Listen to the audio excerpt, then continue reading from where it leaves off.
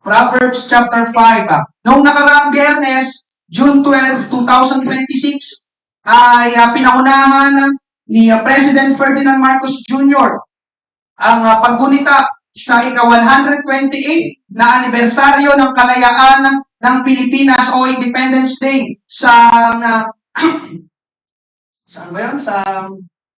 Sa Luneta. Amen? Sa Luneta Park. Pero alam nyo ba mga kapatid na ang pagdiriwang ng Independence Day noon ay hindi naman June 12. Gamitin ko lang po ito introduction, kundi July 4. May nakakaalala po ba sa inyo? Nakakalala po ba? July 4 daw po dati. Hindi naman talaga June 12. Amen? Noon daw po, amen, sa mga mas nakatatandaan nating generation. June 12, 1898, si General Emilio Aguinaldo, na kalaunan ay naging Pangulo, ay nagpahayag ng kalayaan ng Pilipinas mula sa Espanya sa Kawit Cavite. Habang ang watawat ay inilaladlad at ang Marcha National Filipina, o ito siguro yung lupang hinira, hindi pa siya lupang hinira, ay tinugtog sa unang pagkakataon. Pero ang totoo nun, hindi talaga tayo naging ganap na malaya dahil ipinagbili tayo ng Espanya sa Estados Unidos. Nakalagay dyan po dyan sa inyong harapan, amen, Spain ceded the Philippines, Guam, and Puerto Rico to America by paying $20 million to Spain. Ipinagkaloob ng Espanya ang Pilipinas, Guam, at Puerto Rico sa Amerika sa pamamagitan ng pagbabayad ng $20 milyong sa Espanya. Napakalaking halaga po nito. It was not until July 4, 1946 that the Americans recognized the Philippines' independence from the United States. The reason Independence Day was previously celebrated every July 4. Amen? Kaya noong July 4 daw, 1946, dito pa lang kinilala ng Estados Unidos na malaya ng Pilipinas mula sa kanila. Kaya yun ang dahilan kung bakit ang pagdiriwang noon ng Independence Day sa Pilipinas ay July 4. Napalitan lang daw po ito ng maluklok bilang Pangulo ng Pilipinas, si dating Pangulo Diosdado Macapagal. Siya ay nag-issue ng Presidential Proclamation na nilalagay ang pagdiriwang ng Independence Day sa June 12. Dahil mas naniniwala si dating Pangulo Macapagal na June 12, totoong nakalaya Pilipinas. At hanggang ngayon, ay June 12 na ang kinikilala nating araw para ipagdiwang ang araw ng kalayaan. So ngayong umaga mga kapatid, 333 years tayong napasakop sa mga Kastila. Imagine, 333 years. At 48 years naman sa ilalim ng pananakop ng mga Amerikano. Pero ang tanong ko ngayong umaga, totoo bang nakamit na natin ang kalayaan? O yun ba kalayaan na talagang kailangan ng mga Pilipino? Kung titingin tayo sa ating paligid, kung titignan natin ang mga nangyayari sa ating bansa, ito na ba yung resulta ng kalayaan na ninais ng mga tao na ipaglaban noon sa mga dayuhan? Mga kapatid, nais ko pong sabihin sa inyo na meron pang mang-aalipin na mas malupit at mas marahas kaysa sa mga dayuhan. At doon dapat mas makalaya ang mga Pilipino. Yun ang tunay na kalayaan na kailangan ng bawat tao. Ang tinutukoy ko po ay kalayaan mula sa kasalanan. Kalayaan mula sa kasalanan. Amen? Daanan ko lang po itong preaching na ito. May binanggit kayo si Brother Joseph, saktong-sakto. Yung prayer request, may pinapanalangin yung kanyang asawa ay bagong laya sa kulungan, saktong-sakto. May introduction talaga. Amen? Dahil siya'y nakulong, dahil siya ay gumagamit, nagtutulak ng droga. Tama ba, Brother Joseph? Pero ngayong umaga, mga kapatid, alam niyo po ba, na kapag yung taong yun, makalaya man siya sa bilangguan, pero kung hindi siya makakalaya sa pagkaalipin ng droga, babalik siya ulit sa kulong. Amen. Amen. Nakalaya siya sa kulungan, pero paglabas siya dito, di ba? Kaya naman, malaya na naman ako. Ano na naman kayang gagawin niya? Kasi malaya daw siya. Amen? Pag hindi siya nakalaya mula sa kanyang pagkakaalipin ng paggamit ng ipinagbabawal na gamot. Amen? Darating ang araw, babalik ulit siya sa kulungan. Amen? Kaya ngayong umaga mga kapatid, mangaral po ko sa simpleng paksang ito, true freedom. Tunay na kalayaan. Basahin po natin ang ating main text. Proverbs chapter 5, verse 22. Ang masama'y nabibitak sa sarili niyang kasamaan at siya'y nahuhuli sa mga tali ng kanyang kasalanan. An evil man will be caught in his wicked ways. The ropes of his sins will tie him up. Pansinin niyo mga kapatid, ang kasalanan daw ay tatalian ka. Amen? Tatalian ka. Bakit ka tatalian? Gagawin kang alipin. Gagawin kang alipin. Sa iba pa, kadena. Amen? Nakakita na po ba kayo ng picture ng mga... Alam niyo po ba, meron talagang mga alipin noon? Amen? Mga nakatali, mga nakahubad, mga nakaposas, nakakadena. Amen? Inilarawan ng alipin. Amen? Tayo po'y manalangin ngayong umaga. Panginoon, marami pong salamat sa umagang ito. Lord, lumalapit po kami sa pamamagitan ng iyong banal na dugo. Panginoong Jesus, ngayong umaga, personal kang mangusap at magpalaya, Panginoon. Hallelujah. Maraming salamat po sa gagawin mo sa umagang ito. Ito po ang aming panalangin sa pangalan ni Jesus, lahat ay magsabi na Amen! Palapakan natin ang Praise God. Una po natin pag-usapan mga kapatid, wrong perception about freedom. Yung maling pagkakilala, maling pagtingin sa kalayaan. Ang gusto ng lahat ng tao ay maging malaya. Amen po ba? Kaya lang, to the point, na walang pipigil sa kanila. Walang magsasaway sa kanila, walang kokontrol sa kanila. Amen. Narinig niyo na ba yung mga ganitong pananalita? Malaya ako at gagawin ko ang lahat ng gusto kong gawin. Pero alam niyo mga kapatid, hindi po yung totoo. Dahil simula nang bumagsak ang tao sa kasalanan, naging baluktot ang pag-iisip ng tao, naging marumi ang puso ng tao, naging masama ang mga gawa ng tao. Sa sobrang sama, mga kapatid, pinagpapalit na ng tao. Ang mabuti ay tinuturing na masama, at ang masama ay tinuturing na mabuti. Brother Joseph, may binanggit siya kagabi sa aming discipleship. Oo nga pala, nag-i-invite ako sa ating discipleship. Napakaganda po ng aming tinatala. Amen. Talagang kailangan natin bilang mga Kristiyano, bilang mga mananampalataya. Tinawag ito ni Brother Joseph kagabi na spiritual crisis. Amen. Yung pinagbabaliktad na, yung tama, yung mali, yung tama. Yung dinasabi ng Bible sa Isaiah chapter 5, verse 20, kahabag-habag kayong mga nagsasabi na ang masama ay mabuti at ang mabuti ay masama. Talagang noon pa lang nangyayari na. Ang kadiliman ay sinasabi ninyong liwanag at ang liwanag ay sinasabi ninyong kadiliman. Ang mapait ay sinasabi ninyong matamis at ang matamis ay sinasabi ninyong mapait. Kaya ngayong umaga, mga kapatid, hallelujah, pakinggan mo ito. Kapag hinayaan mo ang tao, kung siya'y wala sa Diyos, kung siya'y hindi mananampalataya, na gawin ang kanyang gustong gawin, panigurado, hindi mabuti ang gagawin ng tao na yun. Ako po ninyo? Kung hahayaan mo isang tao na gawin ang kanyang gustong gawin, panigurado, hindi mabuti ang gagawin ng tao na yun. Bakit? Dahil tayo ay mga likas na makasalanan. Amen po ba? Lalo na ngayon, sa panahon natin mga kapatid, ang kasalanan ay tinatawanan na lang. Amen? Ang kasalanan ngayon ay cool. Ano pa yung nabasa ko? Fun and exciting. Katunayan, mga kapatid, tayo ay nabubuhay, listen, na ang kasalanan ay sineselebrate na. Tulad ngayong buwan.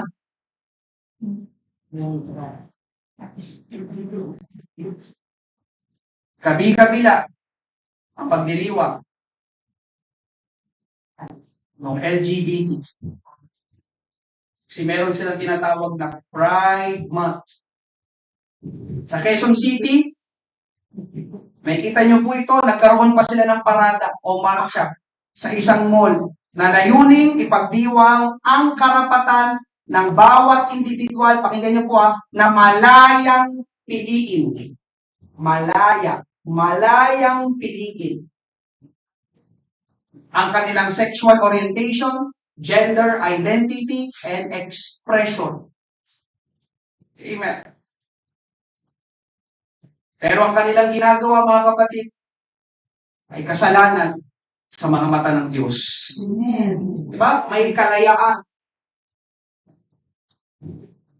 Pastor, bakit? Sapagkat ang kasarian ko ay hindi po pinipili.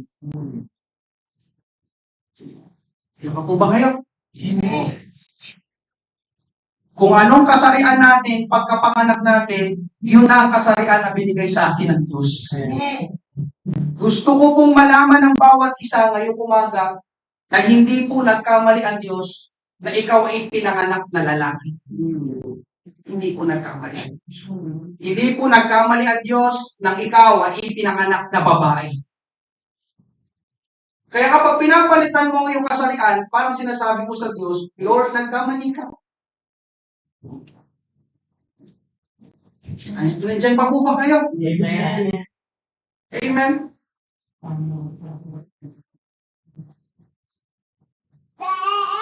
Tapos ang tawag, thank you, James. Isa akong fan. Kasi pag mga ganitong preaching, di ba, I expect. Tapos ang tawag pa nila ay Pride Month. Hindi ba sila conscious, aware sa kanilang ipinangalan? Pride Month. Ano bang Tagalog ng pride? Pride chicken. Pride po yan. Pride po, pride. Ano bang Tagalog ng pride? Wala yung pride. Pagmamataas, Brother Mark. Pagmamataas. Pagmamalaki. Pagmamayabang. Kayabangan. So, di ba? So, ito pala ay buwan ng pagmamataas. Tama ba? Pag tinagalog mo yung pride month, yun, di ba? Buwan ng pagmamalaki. Buwan ng pagmamataas. So, parang sinasabi nila mga kapatid, nagmamataas sila sa ginagawa nila. Yung po ba yun? Amen? Ngayong umaga mga kapatid, sabi ng Bible, James 4:6, ngunit sapat ang biyayang ibinigay ng Diyos. Kaya nga sinasabi ng kasulatan, kinakalaban ng Diyos ang mga mapagmataas. Paano yan? Kinakalaban ng Diyos ang mga mapagmataas. Pride man. Lord, ito gusto namin! Ngunit kinakahabagan ng mga mapagpakumbaba. Ganda na sinabi sa English. But God gives us even more grace. As the scripture says, God is against the proud, but He gives grace to the humble. Against the proud ng Diyos. Kaya malinaw mga kapatid, amen, sa kanilang mga ginagawa, hindi po natutuwa ang Diyos. Gusto ko pong linawin. Balansihin natin. Yes, ngayong umaga. Amen. Pastor, mahal ba sila ng Diyos? So much. Very much. Nung namatay si Jesus sa krus, hindi yun sa mga piling tao lang. Namatay si Jesus para sa lahat ng tao. Amen po ba? Pati sila mahal ng ating Panginoon. Ang hindi lang gusto ng Panginoon ay yung kanilang mga ginagawa. Ang pag-ibig po ng Diyos ay hindi po pag-ibig na pagkonsinte. Ang pag-ibig po ng Diyos, amen, ay dadalhin tayo para sa pagbabago. Mahal ako ng tao ito, di ba? Kailangan kong ayusin, baguhin ang aking sarili. Dahil sa Kanya, namatay siya para sa akin. Amen po ba? God loves the sinner, but He hates sin. Nandiyan pa po ba kayo mga kapatid? Amen. Mga kapatid, hindi ibig sabihin na malaya tayo, nasa malayang bansa tayo, ay pwede na natin gawin ang gusto natin gawin. Galatians 5:13, mga kapatid, tinawag kayo upang maging malaya. Ngunit, huwag naman ninyong gamitin ang inyong kalayaan upang masunod ang hilig ng laman. Ang galing po ng Bible, ano? Sino malaya ngayong umaga? Lahat tayo dito malaya. Pero tignan niyo sinabi ng Bible, ngunit, may ngunit, huwag naman ninyong gamitin ang inyong kalayaan upang masunod ang hilig ng laman. Sa Bible, kapag naririnig po natin ang salitang laman, yan po ay negative. Ang laman po ay ang ating sinful nature, makasalanang kalikasan. So, ibig sabihin, ang gusto ng ating laman ay kasalanan. Kaya sabi dito, mga kapatid, huwag naman ninyong gamitin ang inyong kalayaan upang kayo ay gumawa ng kasalanan. Ito, maraming tao po ngayon, malaya daw sila, pero ang kanilang ginagawa naman ay ang hilig ng kanilang laman o kasalanan. Eh ang sabi ng Bible, mga kapatid, John chapter 8 verse 34, sinagot sila ni Jesus, katotohanan sinasabi ko sa inyo, ang bawat nagkakasala ay alipin ng kasalanan. Ang bawat nagkakasala ay alipin ng kasalanan. Oo, nakalaya na po tayo mula sa pagkaalipin sa mga dayuhan, pero mga kapatid, napakarami pa rin pong mga Pilipino ngayon ang alipin. Alipin ng ano, pastor? Alipin ng kasalanan. Dahil ang sabi sa binasa natin, ang nagkakasala ay alipin ng kasalanan. Kaya hindi po totoo yung malaya ako. Kaya gagawin ko kung anong gusto kong gawin. Hindi, mga kapatid. Dahil ang sinasabi sa atin ng talatang ito, pakinggan mo ito, tayo ay napapaalipin sa kung ano ang ginagawa natin. Tayo ay napapaalipin sa kung ano ang ginagawa natin.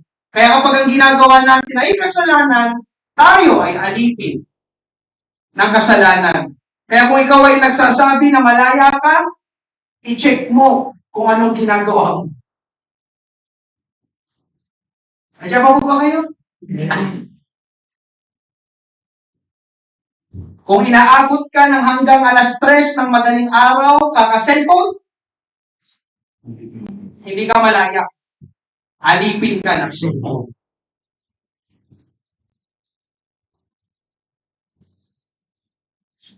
Nakuha niyo po ba? Malaya ako, malaya. Alas 3, alas 4, amen. Hindi ka malaya. Alipin ka ng cellphone. Ang ganda ng nabasa ko. Amen. Hindi ko na nilagay dyan. Pakinggan nyo na lang po. People, totoong-totoo ito. Nangyayari, people are prisoners of their phones. That's why they are called cell phones. Alam niyo po ba yung ibang Tagalog ng cell? Zelda. Ang galing ano? Maraming ngayon ang nakakulong sa selda ng kanilang phone.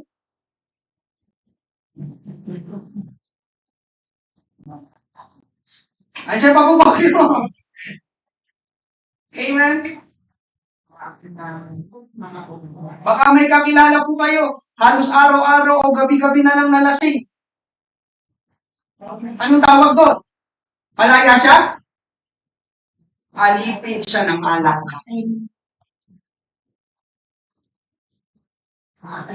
Andiyan pa po ba kayo?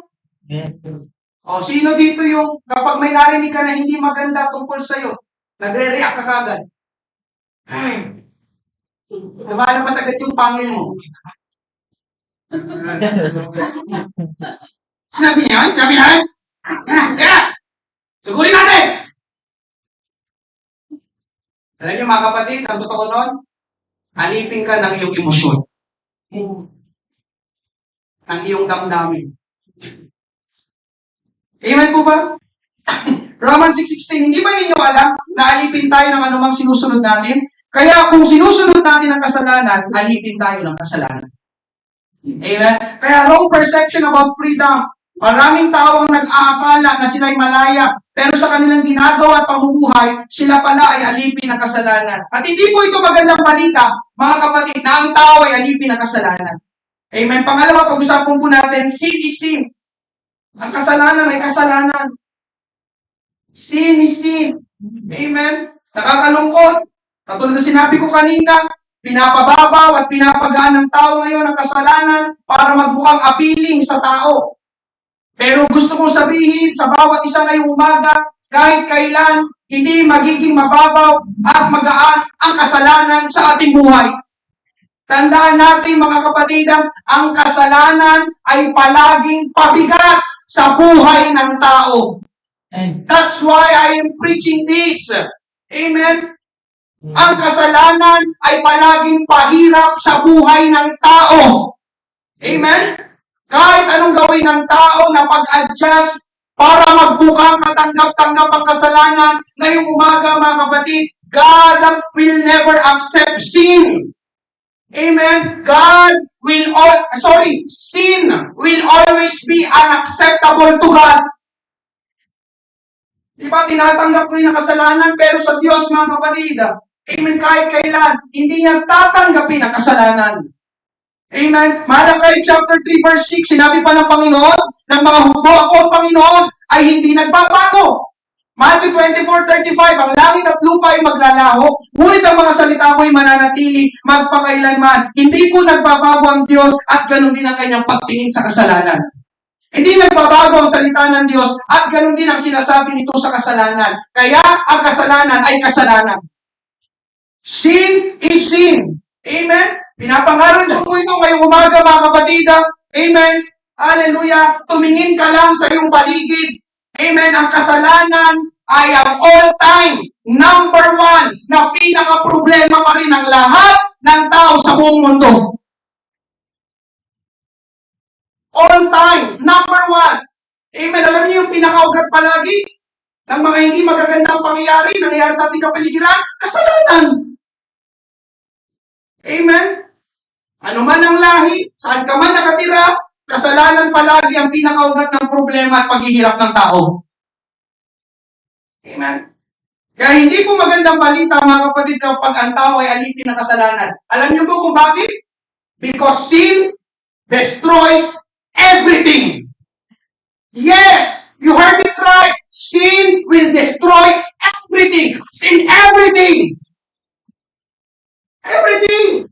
Sisirain, wawasakin lahat ng kasalanan. Sin destroys our relationship with God. Amen. Doon sa hardin ng Eden, napakaganda ng relasyon. Amen. Ng tao at ng Diyos. Kaya lang alam natin ang kwento, nahulog, bumagsak ang tao sa kasalanan. Kapag binasa niyo po ang Genesis chapter 3, pinalaya sila ng Diyos sa hardin ng Eden. Yung relasyon, napakaganda, napakabuting relasyon sa pagitan ng Diyos at ng tao, nawala. Amen. Pangalawa, sin will destroy families and marriages. Ilang pamilya na ang nawasak dahil sa kasalanan. Ilang mag-asawa na ang naghiwalay dahil sa kasalanan. Mula noon hanggang ngayon, ang pangangalo niya ay kasalanan. Katulad ng kwento kayo sa gibig, di ba? Kamuntik na, masira ang pamilya ni Pastor Ninyo. Bakit? Gumawa pa siya ng mabuti? Ang ginawa niya ay kasalanan. Pangangalo niya, amen po ba? Ang pagiging unfaithful sa iyong spouse, sa iyong mister, sa iyong misis, ay kasalanan. Sisirain ng kasalanan ang inyong pamilya at pag-aasawa. Can you say amen? Amen. Amen. Hallelujah. Sin also will destroy our finances. Kapag hindi ka marunong mag-handle ng pananalapi, lalo na kung ito ay sugarol. Amen. Wala, believe me. Amen. Maghihirap ka. Believe me. I will say it again, maghihirap ka. Amen. Mga kapatid, tip lang. Diba? I care for you. Huwag po lagi kayong maniniwala. Sa kapag pasukin mo ito, pagbigay ka ng ganitong halaga, magbigay ka sa akin ng 500, tapos babalik sa'yo 5,000. Malaking kalokohan po yun. Amen. Sabi ko, malaking kalokohan po yun. Inibigay ko kayo ng tip. Amen? Amen. Nakalimutan ko lang, meron sa Proverbs. Amen? Yung nagmamadaling yumaman, humahantong sa kahirapan. Amen. Hanapin ko sa Proverbs. Mga kapatid, walang easy money. Amen. Papagalan mo talaga. Amen po ba? Yun ang problema ng mga sugarol. Ang gusto nila, instant. Tataya ka lang, then you will be a millionaire. O, kamusta sila ngayon? Kamusta sila ngayon? Tama naman, milyon. Milyon ang kanilang utang. Tama po. You guys, sin. Diba? Ang katamaran, kasalanan eh. Ayoko magtrabaho. Mag-scatter na lang ako. Nangyari. Diyan pa po ba kayo? Ang kapatid, magtatrabaho talaga. Yun ang buhay. Amen po ba? Amen. Ang pinagpapala ng Diyos, yung masipag. Dala mo ako dito ng tambay. Tapos milyonaryo siya. Wala kayong madadala. Amen po ba? Sorry po. Laging tulog lang sa bahay. Pero daming pera. Amen. Pusher ko. Tama si Nanay Rebecca. Tama. Tama, di ba? Oo, easy money. Pero tama pa yung kanilang ginagawa. Kasalanan na naman. Amen po ba? Di ba? Gumagawa nga sila. Lagi naman nagtatago. Di ba rin, di ba? Amen. Sin will also destroy your health. Ilan na ang namatay? Dahil sa sobrang pag-inom. Tama po ba? Ang kapanigarilyo. Amen po ba? Nagkasakit. Diba? Dahil sa kanilang mga bisyo. Nandiyan pa po ba kayo? At isa pa yung yung sakit na STD at HIV. Alam niyo po ba kung saan nakukuha yun?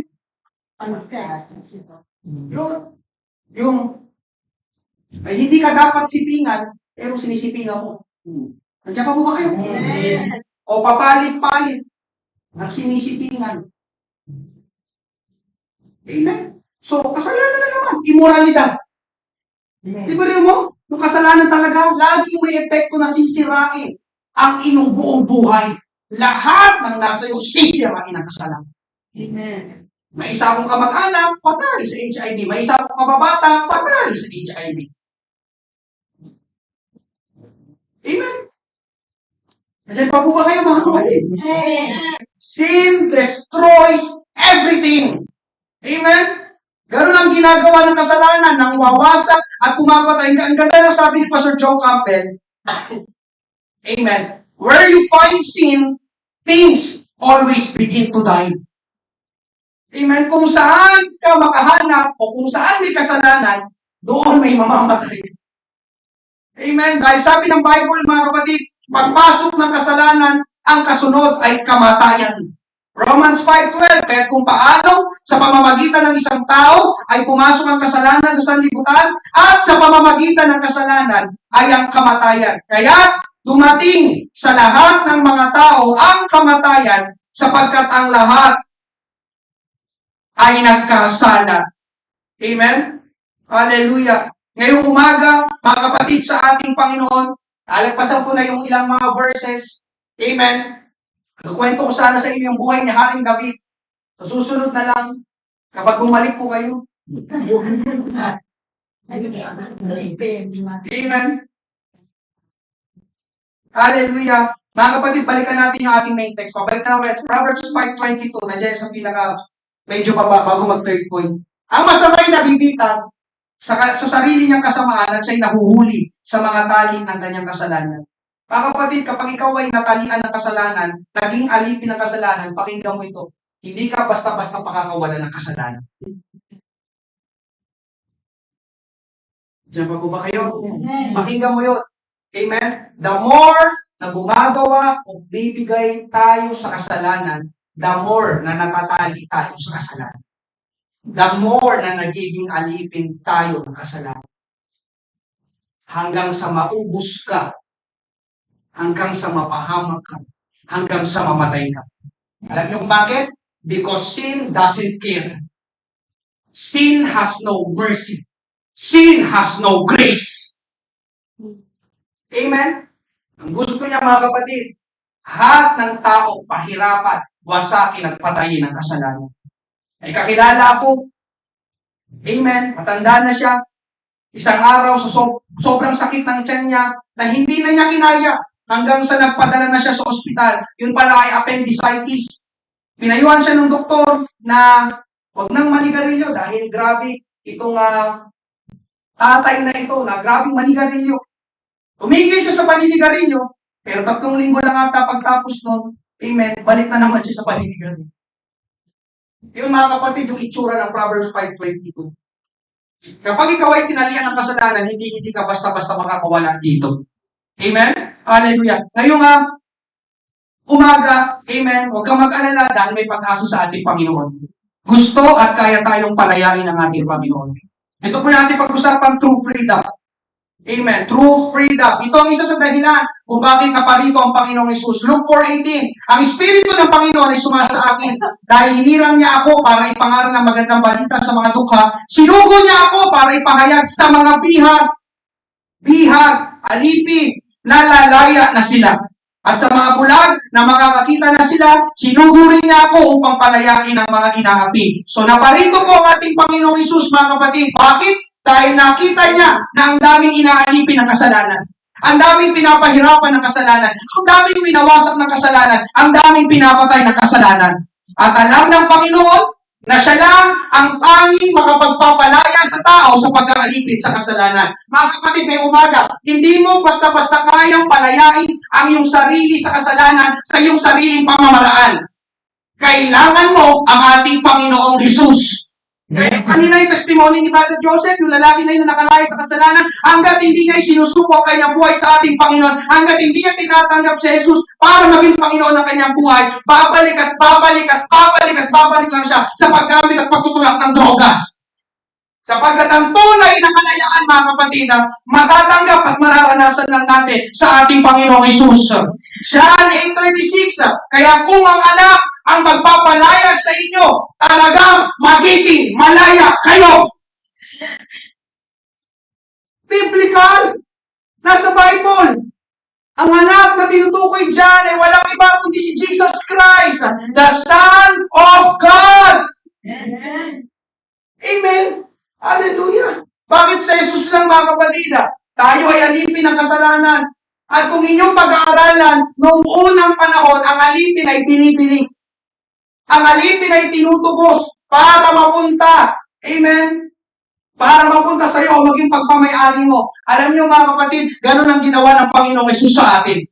Tayo ay mga alipin ng kasalanan, pero nang siya'y mapako sa krus, binayaran niya at tinubos niya ng kanyang banal na dugo ang ating kalayaan.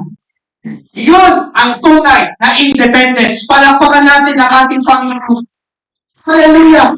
Mga kapatid, ang Panginoon lang ang gumawa nun. Ang Panginoon lang. Ang Panginoon lang. Kaya siya lang ang tunay na makapagpapalaya sa atin. Ang ganda ng verse na ito. Amen? Kaya kung ang anak ang magpapalaya sa inyo, kung ang anak ang magpapalaya sa inyo, talagang magiging malaya kayo. Talaga, sabi yung talaga. Pero kung di pa magpapalaya sa atin, babalik lang tayo sa dati. Amen po ba? Amen. Amen. Kaya ngayong umaga, mga kapatid, kung ikaw ay alipin ng masamang pag-iisip, kailangan mo sa Jesus. Kung ikaw ay alipin ng iyong damdamin, galit, inggit, kabaitan, kailangan mo sa Jesus. Kung ikaw ay alipin ng iyong nakaraan, palagi mong pinabalikan ang nakaraan, kailangan mo ng ating Panginoong Hesus. Kung ikaw ay alipin ng palaging iniisip ang sasabihin ng ibang tao, kailangan mo sa Jesus. Kung ikaw ay alipin ng bisyo, pag-iinom, paninigarilyo, pagsusugal, kailangan mo sa Jesus. Kung ikaw ay alipin ng pornography, kailangan mo sa Jesus. Kung ikaw ay alipin ng online games, Pastor, pwede ba yun? Nakapagpalipin? Tignan mo yung sarili mo. Ilang oras ka nag-inom, bro? Tama po ba? Ba, hindi mo mabita. Anong tawag doon? Hindi mo mabita yung cellphone. Ibitawan mo lang pag-drain na. Lobat na. Hindi ba alipin yun? Pwede po ba yun? Kung ikaw ay alipin ng takot, pangamba, kailangan mo si Jesus. Siya ang magpapalaya sa iyo. Ang ating Panginoong Hesus, ang chain breaker. Chain breaker. Yung kadena, kayang pigtalin ng ating Panginoon. Amen. Kahit gaano pa yan katigas, kakapal, kalaki yung kadena na yan, na gumagapos at tumanipid sa iyo, walang imposible sa ating Panginoong Hesus. Inawit lang natin kanina, I hear the chains hit the ground. Ibig sabihin, bumagsak yung kadena. sa lupa mula sa pagkakagapos mo sa kasalanan, sapagkat sa ating Panginoong Isus, nasa Kanya lang ang tunay na kalayaan. Amen? Hallelujah. Sa aking pagtatapos ngayong umaga, mga kapatid, hallelujah, yung naalala ko palagi ang testimony ni Pastor Poyet, ang kanyang tatay ay nagsiserve sa simbahan. Ano ba tawag sa ganun, Padre Rocky? Yun, nandito na. Ano? Ano yung isa pa? Porsilista. Ano yun? May sasabi lang, gusto mo, porsilista ba yun? Ano po yun? Tama, porsilista ang tawag. Ano po nga? Butot ko? O, di ko po. Narinig ko lagi, Pastor Poyet. Medyo ko wala. Nagsiserve, o nga, parang porsilista. Yung kanyang tatay ni Pastor Boyet. So, pero yun, nagsiserve sa simbahan, may relihiyon, pero manginginom. Hindi siya napalaya ng relihiyon mula sa pagkaalipin sa alak. Sa edad na 49, namatay ang tatay ni Pastor Boyet dahil sa cirrhosis of the liver. Ginagawa mo kasalanan. Pero mo, nagsiserve sa simbahan. Amen? Sabi ni Pastor Boyet, kung hindi niya nakilala at tinanggap ang Panginoon, pwedeng patay na rin siya ngayon. Sabi ni Pastor Boyet, kung hindi ko nakilala ang Panginoon, malamang patay na ako ngayon. Bakit? Kasi gusto daw niyang ipagiganti ang tatay niya. Sabi niya, ito yung pumatay sa tatay ko. Kaya ang ginawa ni Pastor Boyet, naging manginginom din siya. Kung gin na ito, kung tumira sa tatay ko, pagiganti ko ang tatay ko. Kaya halos gabi-gabi noon, grabe, uwi daw siya lasing, away sila ni Sister Susan, hindi pa sila born again. Gulo talaga. Pero mga kapatid, nakilala niya ang ating Panginoon. Ngayon, national leader. Talagang tunay. Hindi ko tulad ng kanyang tatay noon. Ngayon talagang naglilingkod sa Panginoon. Yun nga eh. Di ba? Ang ating buhay. Amen. Naging under ako sa supervision at ministry ni Pastor Boyet. Si Pastor Boyet, talagang tatay. Amen. Alam niyo yung tatay? Pag nagalit? Amen. Kasama yun. Amen. Mga kapatid, ang tunay na malaya ay malaya mula sa pagkaalipin ng kasalanan. Pakinggan niyo lang, ang tunay na malaya ay malaya mula sa pagkaalipin ng kasalanan. Spiritual freedom is the true freedom. Amen. Dahil ang tao, amen, na nakalaya sa pagkaalipin sa kasalanan, amen, naniniwala ako mga kapatid, ang tao kapag nakalaya sa pagkaalipin ng kasalanan, doon lang niya totoong mararanasan ng kapahingahan. Yes. Doon lang niya totoong mararanasan ang kapayapaan. Doon lang niya totoong mararanasan ang kaayusan. Alam niyo kung bakit mga kapatid, ang kasalanan nakakapagod. Amen po ba? Amen. Nakakapagod. Amen? Hallelujah. Kaya ngayong umaga mga kapatid, hallelujah. Basahin ko ito, Romans 6:16. Hindi pa ninyo alam na alipin tayo ng anumang sinusunod natin. Basahin natin ulit. Kaya kung sinusunod natin ang kasalanan, alipin tayo ng kasalanan. At dulot nito'y kamatayan. Kapag ikaw talaga naging alipin ng kasalanan, ang laging dulot kamatayan. Ngunit kung sumusunod tayo sa Diyos, sino sumusunod sa Diyos? Mga alipin tayo ng Diyos. At ang dulot nito ay pagiging matuwid. So, mga kapatid, sinasabi ng talatang ito, may dalawa kang pagpipilian. Susunod ka sa kasalanan, susunod ka sa Diyos. Alin ka sa dalawa? Kapag hindi ka sumusunod sa kasalanan, susunod ka sa Diyos. Walang neutral, walang gitna. Pero kung hindi ka sumusunod sa Diyos, susunod ka sa kasalanan. Pero alam niyo mga kapatid, hallelujah, kagaya ng binasa natin, mas mabuti nang sumunod sa Diyos. Hindi na baling alipin ako ng Diyos kaysa alipin ako ng kasalanan. Amen po ba? Amen. Ang nakikita niyo po ngayong umaga, alipin ng Diyos. Dati po akong alipin ng kasalanan. Yung mga pinapangaral dito, napagdaanan ko rin po. Amen po ba? Hallelujah. Magaling lang ako magtago noon. Hindi ako nahaltang lasing ni mama. Tututbrush agad ako. Kala bang tututbrush ako, kumikot na yung paningin ko. Hindi ko nalapos ko na susok-sukit tutbrush. Hindi ko alam, di ba? Baka natapon ko, kinabukasan, kinuha ko na lang ulit.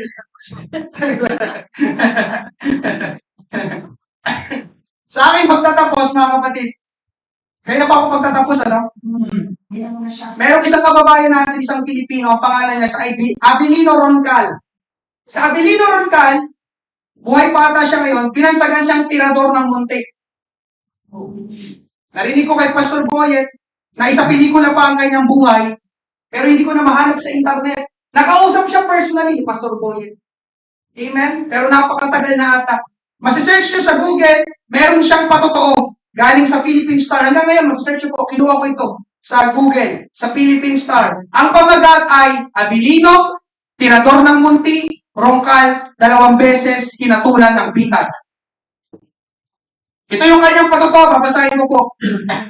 Amen? O makinig po, babasahin ko. Ako'y nasa Samar, sino pong taga-Samar? At dumalo ako sa isang sayawan. Ganun. Baile, ano po yung baile? Probinsya, sayawan. May isang tao doon, basahin niyo po, na hindi ko nagustuhan ng kilos. Nasuya ako. Dahil sa ganda ng kanyang forma at husay sumayaw. Pinapalakpakan siya ng mga tao. Sa suya ko, sinaksak ko siya. Nakulong ako sa samak at pagkatapos ay inilipat sa munting lupa. Ang hatol sa akin noon ay siyam na taong pagkabilanggo para sa mga sanang homicide, direct assault, public disturbance at frustrated homicide. 18 taong gulang pa lang ako, 18 years old, nang maranasan ko ang buhay muntik. 18 years old, nasa muntik na siya. Sino dito sa inyo gusto mapasok sa muntik? Hahatid ko na po kayo. Una pa mamamasahin, yun lang. Ano mabuhay sa loob, bumuo ako ng sarili kong gang.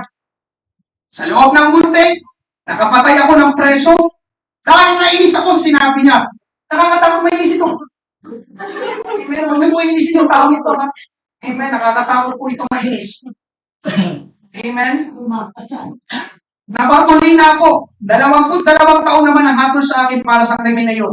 Pagkalipas ng ilang buwan, nakatanggap ako ng sulat na muntik na raw ma-rape ang kapatid ko. Tumakas ako ng bilangguan at pumunta ng probinsya. 2:00 ng madaling araw, pinanik ko yung bahay na nagtangkang man-rape sa kapatid ko. Pinatay ko yung mag-ama. Siyempre, balik-munti na naman ako. Nasangkot ako sa rayot at nakapatay ng 2 kakosa. Wala akong takot pumatay, kaya pinansagan akong tirador ng muntik. Pero inabot din ako ng malas, nang minsan maabutan ako ng mga gwardiya at pinagpapalo ako sa ulo. Pagkatapos nila akong pagpapaluin at gulpihin, inakala nilang patay na ako. Pero noong mga pagkakataon na yun, nalaman ko sa puso ko na may plano ang Diyos para sa akin. Amen. Hindi ako namatay. Kahit nag-inulpi at pinagpapalo ako ng todo-todo, nabuhay pa ako. Sabi niya, siguro talagang ginulpi siya, sa ulo pa yung tama. Diba? Minsan, napadaan ako sa isang simbahang malapit sa rayot. Kasi di ba minsan sa mga bulungan natin, may mga chapel siguro. Amen. Nakinig ako sa nangangaral at doon ay unti-unti ako naliwanagan at nalaman ang katotohanan at bigat ng aking kasalanan. Humingi ako ng kapatawaran, iyon ang naging una kong pagkakilala sa Diyos. Hindi ko kasi alam noon ang ibig sabihin ng ibigin ang kapwa tulad ng pag-ibig mo sa sarili mo. Kung nalaman ko lang iyon, ay hindi na sana ako pumatay. Noong araw, kapag nakapatay ako, natutuwa ako. Pero ngayong nakilala ko ng Diyos, mababaw ang luha ko kapag ito ang pinag-uusapan o nakikita ko. Subalit kahit nakilala ko ng Panginoon, bumaba pa rin ang hatol na 2 beses na pagbitay sa silya elektrika. Nang dumating ang araw ng pagbitay, pinigil ito ng Diyos. May opisyal na tumawag para itigil ang pagbitay. Hindi ko alam kung paano yung 2 beses na pagbitay. Sinila elektrika na, tapos baka ililitan din. Pero patay na, hindi tayo pa ulit, ano? Pagkatapos ng 8 taon, iginawad sa akin ni Pangulong Aquino ang parol. Kahit malaya na ako, pinili kong ibuhos ang oras ko sa loob ng bilangguan para akayin ang mga nakabilanggo patungo sa Diyos. Amen. Dating mamamatay walang malasakit sa buhay ng iba pag nainis lang siya. Hahanap agad ng patalim. Pero ngayon, amen, mahalaga na sa kanya ang buhay. Tagapag-aakay na siya, amen, ng mga nakabilanggo papunta sa Panginoon. Tapos ito sinabi niya sa huli, amen, para akayin ang mga nakabilanggo patungo sa Diyos. Kasi sa kanya lamang nila matatagpuan ang tunay na kalayaan. Amen. Mababasa niyo kanyang kwento, Pilipino siya, kababayan natin. Amen? Hallelujah. Naging pastor pa ata yung taong yun. Kaya ngayong umaga, mga kapatid, hallelujah, pakinggan mo ito. Kapag ang Panginoon ay nagpalaya, talagang tunay na malaya. Amen. Kaya kung may kakilala kayo sa inyo, dalhin niyo sa ating Panginoon. Kailangan nilang makalaya. Amen? Panguling verse, mga kapatid.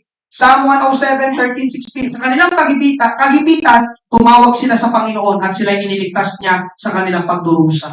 Amen? Kaya tumawag tayo sa Panginoon. Amen? Pinutol niya ang kanilang mga kadena at sila'y kinuha niya sa napakadilim na piitan. Ganun kasi mga kapatid, kapag ikay alipin ng kasalanan, para kang nasa napakadilim na piitan. Kaya dapat silang magpasalamat sa Panginoon dahil sa pag-ibig niya at kahangahangang gawa sa mga tao. Verse 16, dahil giniba niya ang mga pintuang tanso at binalik ang mga rehas na bakal. Amen. Kaya ang Panginoon, mga kapatid, bumabalik ng mga rehas. Pagkakadena, pagkakaalipin sa kasalanan. Amen? Hallelujah. Sabi ni A.W. Tozer, Christian liberty is freedom from sin, not freedom to sin. Ito daw ang tunay na kalayaan. Malaya mula sa kasalanan, hindi malayang gumawa ng kasalanan. Amen? Kaya ngayong umaga, mga kapatid, ito ang true freedom. Palakpakan, purihin natin ang ating. Ngayong umaga, mapapnawasin na kayo po. Praise God. Meron po bang first time?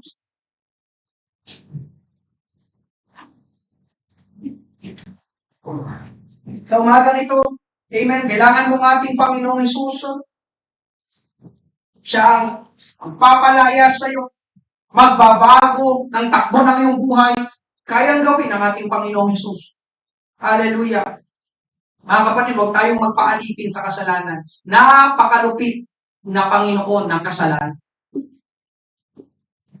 Amen. Hallelujah. Sin will destroy everything in your life. Everything. Hallelujah. Ngayong umaga, mga kapatid, wala pong first time. Hallelujah. Dahil thankful tayo, humingi tayo ng tulong sa Panginoon. Pwede mo rin ilapit ang iyong mga kamag-anak. Panginoon, aking mahal sa buhay, kailangan niya rin makalaya. Katulad ng pagpapalaya mo sa akin. Habang inawit natin, amen, ngayong umaga, thank you, Lord. Kay buti-buti.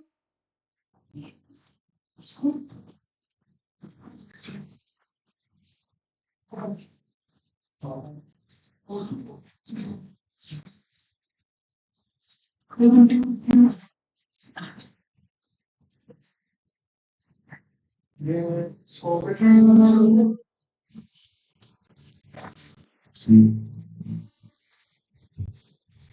Kay ultimo Panginoon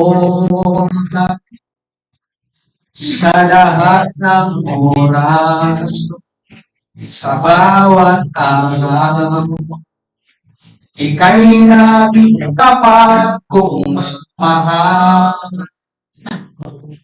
Ang iyong kaawaan ay magpapawala ka. Kay buti-buti mo, Panginoon, sa lahat ng oras, sa bawat araw, ika'y tapat kong mahal. Ang iyong awa ay magpawala ka. Pinupuri, sinasamba kita. Tayo po lahat, magsitayo. Dakilang Diyos.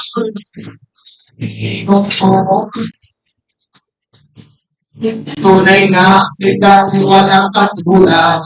Tunay nga, ikaw ay iyang Diyos. sa akin. Sa ulit pagkakataon, pinupuri, sinasa kita. Kagilang Diyos, Pinoy, tunay na kita. Tunay na ikaw, muli ang Diyos na sa akin.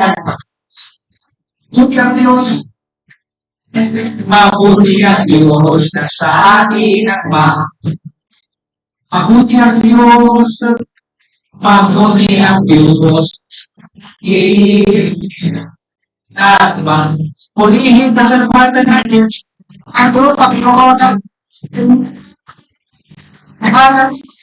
you glory, we give you thanks, Jesus, thank you Lord, hallelujah. Salamat, salamat, salamat, thank you Lord. Panginoong Diyos, aming amang banal, kami po ay lumalapit sa oras na ito, nagpapasalamat, Panginoon, sa iyong ginawa doon sa krus upang palayain kami, Panginoon, mula sa pagkakalipin sa kasalanan. Salamat, Panginoon, sa oras na ito, Panginoon, na unawaan namin kung ano ang totoong ibig sabihin ng tunay na malaya. Salamat, Panginoon. Hallelujah. Lord, naalala namin, O Diyos, ang aming dating buhay. Tutulungan mo kami, Panginoon, na huwag na namin balikan, O Diyos, ang aming dating buhay, aming mga dating ginagawa, sapagkat pinalaya mo na kami, tinubos mo na kami, Panginoon, ng iyong banal na dugo, Panginoon Diyos, sa aming mga kasalanan at mga mali, mga masamang ginagawa. No? Salamat, Panginoon, ngayon ay meron kaming bagong buhay sa iyo. Hallelujah. Panginoon, tulungan mo, hindi lamang kami, kundi pati ang aming mga mahal sa buhay. Hindi pa nakakakilala sa iyo, Panginoon, na kailangan din nila ng tunay na kalayaan na ikaw lang ang makapagbibigay. Hallelujah. Kung ang anak nga, kung ikaw nga, Panginoong Hesus, ang tunay na magpapalaya, ay talagang magiging tunay na malaya. Panginoong Hesus, ikaw ang kailangan ng aming bansa, ikaw ang kailangan ng mga Pilipino, Panginoon. Napakarami pa sa labas, Panginoon. Hallelujah. Na kung titignan ay parang malaya, Panginoon, pero mga alipin ng kasalanan. Ikaw, Panginoong Hesus, ang kanilang kailangan. Hallelujah. Tulungan mo ang church na ito. Tulungan mo ang mga mananampalataya, Panginoong Diyos. Hallelujah. Na aming patuloy na ialok, ipangaral at ibahagi ka sa mga tao sa labas. Hallelujah. Sapagkat ang tunay na kapahingahan, kaayusan, kapayapaan, Panginoon, kagalakan, ay sa ilaw namin matatagpuan at mararanasan. Marami pong salamat sa tunay na kalayaan, Panginoon, na aming tinanggap. Ito po ang aming panalangin sa pangalan ni Jesus. Lahat ay magsabi ng Amen. Tapakan natin ang ating Panginoon. Hallelujah. Maraming salamat po sa bawat isa. Ingat po tayo. Kita-kita po tayo sa susunod na gawain. At pagpalain po tayo ng ating Panginoon.